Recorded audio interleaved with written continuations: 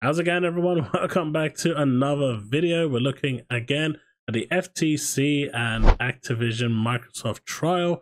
It looks like things are starting to heat up. Microsoft are providing witnesses. The FTC is providing witnesses. The FTC is saying we don't want legal advisors to be looking at these documents because they will give you an upper hand, and we don't want that in the trial, even though in the Meta and Giphy case, they allowed it because it gave them the upper hand. So it's going to be interesting. Sony also getting itself involved yet again to try and block the deal. And as it stands right now, honestly, it can go either way. Obviously, the ball, I still feel like the ball is in Microsoft's court, but it's still anyone's game in terms of where this goes. It's a hell of a trial, and I don't think we're going to see something like this again for at least in our lifetimes. But let's get on with the video and let's dive in. So we're looking at this screen right here, and if we go to the top, the FTC and Microsoft and Activision submitted their witness lists. Highlights include Microsoft CEO Satya Nadella, Activision CEO Bobby Kotick, Microsoft Chief Phil Spencer, and Sony PlayStation Chief Jim Ryan by video, and more. FTC has named GeForce Now to support them in their corner, Chief Phil Eisler. I'm not sure how that's going to work out for them. I really don't. Named by Microsoft and ABK, Sarah Bond, Corporate Vice President of Gaming Ecosystem, Microsoft. Defenders are calling Miss Bond live to testify and about Xbox's content strategy, partnerships with publishers, subscriptions, offering for consumers, expanding distribution of Xbox games, benefits associated with the Activision acquisition, negotiations and agreements with third parties to bring Activision content onto competitor services, the remedy Xbox agreed with the European Commission, and any topics as to which she previously testified. Pretty powerful person to have on your side right now, and how the FTC is going to cross-examine this, I don't actually know. So we've got Amy Hood, that's also as a witness, Microsoft CFO, Bobby Kotick, Activision CEO, named on both sides. Matt Booty, head of Microsoft Game Studios, Satya Nadella, Phil Spencer, Jim Ryan, as we've already said, and Tim Stewart, CEO of Microsoft Gaming. This is actually incorrect. Phil Spencer is the CEO, and Tim Stewart is actually the Microsoft FTO. I don't know who Amy Hood is. Laurie Wright, Microsoft Corporate Vice President, also testified in Epic Games, the Apple 2 years ago. But this is actually quite interesting and quite amusing, because this is like literally the heavyweight of all heavyweight when it comes to people being brought on as witnesses. This is the type of thing that you literally dream to watch. We look over here and we see another blurb by Florian. He's pretty much the one that I generally follow for news and information. There's a couple of others as well. But he says Microsoft and Activision can't agree with the FTC on one key aspect of a protective order for California preliminary proceeding. The problem is that the FTC doesn't want to allow a small number, 3 for Microsoft, 2 for Activision, of in-house counsel to view what's designated as confidential, which will mostly, though not only, involve documents obtained from Sony. So what the FTC is saying here, hey look, we got a bunch of information here that's really cool, and it's definitely going to support our case. But we don't want Microsoft and Activision having a look at this before the trial, because they may find a way to, counteract this. So we want to spring it on them on the day, and we want you to take this as gospel. When in the Meta and Giphy case, as you can see, I think down here, the FTC even allowed 3 of Meta's in-house lawyers with responsibilities for litigation of the action in their recent preliminary injunction proceeding over the acquisition of Within VR fitness app access to such documents. Why not here?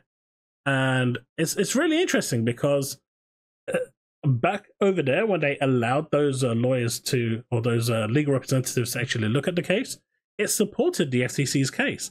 But here it doesn't, so they don't want the small number of witnesses to actually look at these documents. Shady? You'd let me know in the comment section below. It's about 111 documents, 35 documents that the FTC wants to use, and 76 that Microsoft and ABK selected. out of literally millions that were produced in discovery. Now, I just want to make one thing clear, because I think we covered this in, I think, this one over here, so it's worth just going over this. It is, there are some actual really sensitive information there, which Sony does want redacted. Like, it's personal information that probably Sony doesn't want anyone having that information for. Lots of Sony documents and testimony to be used by the FTC and Activision and Microsoft and Activision in the upcoming preliminary injunction hearing. Sony therefore asks for 3 business days to comment on confidential designations. They don't want their dirty linen to be washed in public, as I don't agree with that. At the end of the day, they're a business. They've got their personal stuff. They don't mind, there might be some proper sensitive stuff, contractual stuff, but they just don't want public, and I can understand that. Quote from the filing Sony just made: the parties' preliminary lists contain 65 documents, including 3 entire deposition transcriptions covering 4 days of depositions of Sony Interactive Entertainment employees. These documents are all currently designated as confidential and total over 2,000 pages. Sony Interactive Entertainment requires some reasonable amount of time to properly review and propose redactions to these confidential documents where possible. So basically, it's going to be available to the court to see, but I just don't want it in the public eye, which is, I don't know, I think that's okay. Because at the end of the day, in-house contractual dealings are in-house contractual dealings. The FTC cannot prevent parties outside counsel from seeing that material. They cannot. Otherwise, the court couldn't rely on it in a decision. It cannot. If Microsoft and Activision's in-house counsel are not legally allowed to see it, then clearly it's not an informed. And if it's just the FTCs making the point forward, it's no longer an informed decision. It's a one-sided argument. And the parties don't want to get copies of the material and use it internally when they make decisions of competitive relevance. It's just for the purposes of managing this litigation that a few in-house lawyers should get to see the stuff, so that in-house lawyers most familiar with the company are able to use their detailed knowledge of the company and experience in the industry to help outside counsel develop a response and collect the information needed for that response. So what Microsoft and Activision are saying here is we want these people to come along, not even to give us information. They're really close to the case. We want them to be able to review the information, be bound by any form of NDA, that they can't legally give that information to anyone else, and turn around and basically soak that information up and then provide it in a digestible form to the court when it's being explained. It's not like Microsoft and ABK would get copies of the documents. These individuals would view the exhibits either at outside counsel's trial site or in a secure data room and sign an agreement to be bound by the protective order's terms. Exactly what I just said, right? So it's not like Microsoft and ABK would be privy to this information, and if they ever were, if the in-house lawyers ever did decide to pass that information on to Microsoft and Activision, and Microsoft and Activision were to act on this in any way, shape, or form, they would be liable to so much litigation. It would be crazy. I just cannot imagine in any world that they would be this stupid to do something like that. In comparable cases, even the FTC allowed access. There's only an issue if such material is disclosed to people who are so high-ranking that they may be involved in major commercial decisions. Pretty much what I've been saying. The FTC is apparently being overly restrictive here just to prevent those in-house lawyers from using their knowledge of the issues to effectively manage the litigation. But the question is, why? Why is the FTC so scared to allow other people outside of their control to look at this information to be able to provide a non-biased informed decision, so when the court and the judge is actually requesting information on aspects that they don't fully comprehend, they are able to fill in those gaps and provide them with that information, as was agreed with the CMC earlier last week. It's shady, right? This says here, the parties have been negotiating over a protective order and have reached an agreement on many issues, like they did. But one issue remains. The FTC will not agree to allow any in-house litigation counsel at Microsoft and Activision Blizzard access to confidential trial exhibits. Defendants' proposal, based on a protective order the FTC consented to in a recent 13B matter in this district, is to permit a small number of in-house counsel who have no role in competitive decision making and who are responsible for managing this litigation to view confidential exhibits. Microsoft and Activision have identified 3 and 2 such individuals respectively, each of whom have submitted a declaration attesting to their work responsibilities and their non-involvement in competitive decision. The court should reject the FTC's needlessly restrictive proposal. Now, we do have a bit more information.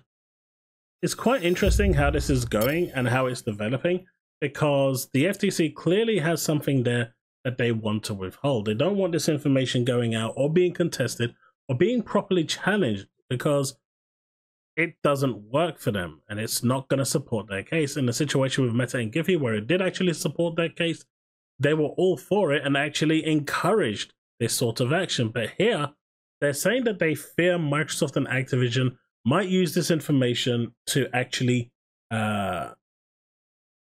damage the reputation of Sony. So again, this is the FTC here actively protecting Sony and their interests. And I do get that to a certain degree.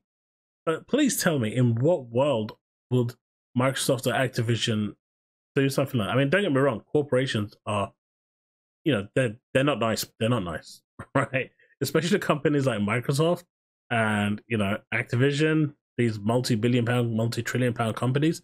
They didn't get to where they are right now for playing nice, right? But they will stab you in the back the first chance they get. Make no mistake of that. They will do that. But I just don't see any world where they would take the information and fully well knowing that they could be severely fined and severely hurt for it as well, in terms of just all sorts of things. It's not, I just don't see it. But it'll be interesting to see if the FTC can actually withhold this information. I personally don't think they can, but it'll be interesting to see. Let me know what you think. We've got a powerhouse of information, witnesses coming along.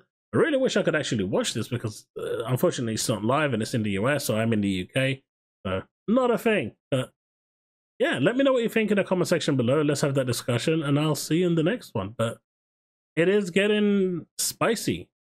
In the next video, we're going to look at New Zealand and Australia, who also provided a request for more information.